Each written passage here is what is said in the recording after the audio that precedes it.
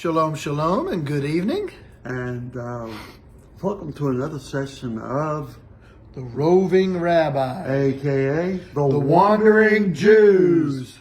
Yep, it's us again. We told you we'd be back to talk to you again about the symbols of Judaism. And tonight we're going to be taking you through what is considered one of the greatest symbols of Judaism to the world and to God as well. Oh man, this is exciting. Yeah. I've always played the serious one. Now I'm one-upped by my assistant rabbi. Now I get to play the jokester. But oh my goodness. all joking aside, we want to show you what's behind us too. Right. On our banners here at Highland Bible Church campus and Beit Shofarot Worship campus. Yeah. So, and we're going to come around after we've passed the banners. What you're seeing behind us is the Ark of the Covenant. The Ark is the cabinet where the Torah scrolls are kept, and we will be showing those to you at a later date and talking a little bit more about the Ark. Tonight, we just want to talk to you about the Magen David, which, of course, is what many people call the Shield of... Well, it's called the Shield of David. It must be called the Star of David. Yes. Right. So the Star of David is actually, Magen is the actual name of it. Magen means shield. So it's the actual Shield of David. And so where did it come from? You know, most people think this is an ancient tradition or an ancient symbol of Judaism. Mm-hmm. The truth of the matter is, it's really not. The Magen David, or the Shield of David, if you will, really became more of a Jewish symbol in the 1800s. So, and then of course everybody knows that during the Nazi Holocaust, right, we were required to wear the six-pointed yellow stars that said the Judah on it, you know, different things like that in Eastern Europe, and but that is one of the reasons that it became the symbol of the Jewish people on their flag. Right. You know, on our flag, rather, but it's because of the fact that, you know, they tried to kill us, and they did. God won, and we get to eat again. It's the old saying, but you know, but the Magen David is not the original. Actually, if you go to Israel, and I know that you've been there, and so in Capernaum, you know, Capernaum is where Peter's mother-in-law lives, which wouldn't have Peter and his wife lived there as well. But there in Capernaum, the great temple, the great synagogue at Capernaum is where Yeshua taught. You know, and if you look, if you remember, if you've been there, along the sides there are corbels and different things that were on the actual temple or the synagogue before it fell. Included in that is the Magen David, and this is first century AD or first century BCE. First century CE, Common Era. But so it would have been there. But not only, surprisingly, not only was the Magen David there. You know what else was there? Believe it or not, the swastika. Really? The swastika. Also, there were crosses on it. Huh. Because all of these symbols in the beginning were not religious symbols or even country symbols. They were just symbols. And so somehow or another people have made them, you know, throughout the years, they made them into different things. Of course, no self-respecting Jew would have a swastika anywhere. No. So as we kind of back up and come this way, there's something else we would like to show you here. Right.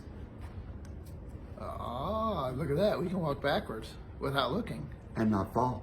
And not fall. So if you see to our side, to the side of the ark there, on both sides, you will see what is the menorah. Really? Yeah.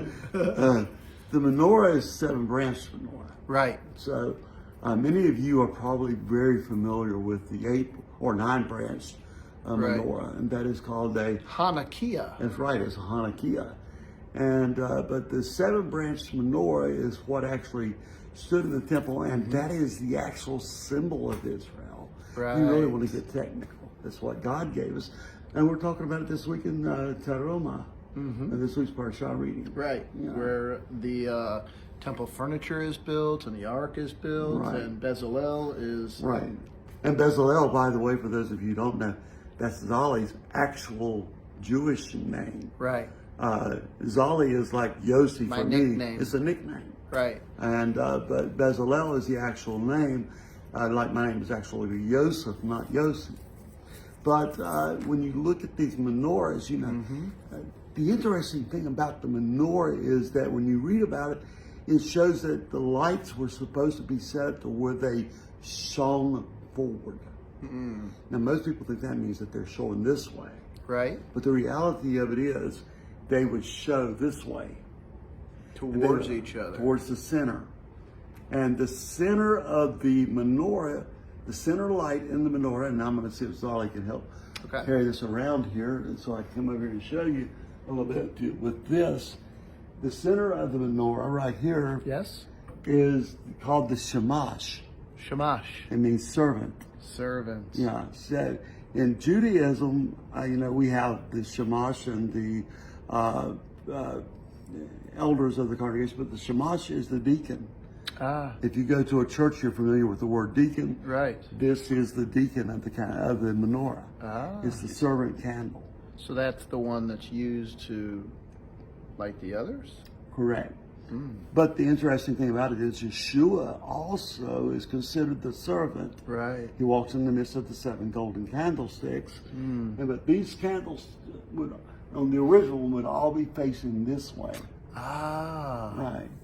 And in the early temples in Jerusalem, the wicks for the actual menorahs would have been made out of the linen cloth from the priest when the garments had gotten old. Right. The priests that would go in and enter into the temple and do the temple services. Right. So when their garments started rending, they would take them and they would make wicks out of them. Right. Pretty fascinating. Yeah, it is kind of fascinating. And I do know that if there was a priest that fell asleep on duty, or was that a watchman on the tower? This is a priest in the Second Temple times. Okay, yes. A priest, if he would fall asleep, shomer, if he would fall asleep during the time, the priest would come by, and when he was asleep on his watch, they would actually set his garments on fire during the Second Temple times, and he would have to run out into the streets in shame because he had failed at his duty, in his duty. Wow. They took their jobs very seriously. They really did. Too bad that we don't take our jobs that serious today. Right. I know. I can... Yeah, we'll leave it at that. I was just thinking about some things that get me really fired up that I would like to set on fire right now, but I'm not going to go there. Right. So, well, we are glad to have spent some time with you this evening and look forward to possibly seeing you on Shabbat morning at Linden Avenue or online at Beit Shofarot, Facebook, or Highland Bible Church. And of course, all this begins at 10:30 a.m. Saturday morning, Shabbat morning. Yes.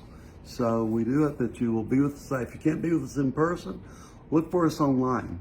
And, we will have we've just brought in a YouTube channel that Beit Shofar right now owns, and we'll be bringing that in the very near future. That'll be coming up. Plus, we'll be bringing more information where you can actually go to Beit Shofar and watch us online. And if you speak Spanish, it will be translated into Spanish real time. Right. So we're working on that. We're working on that. So shalom, shalom. And shalom aleichem. Peace be unto you. And unto you.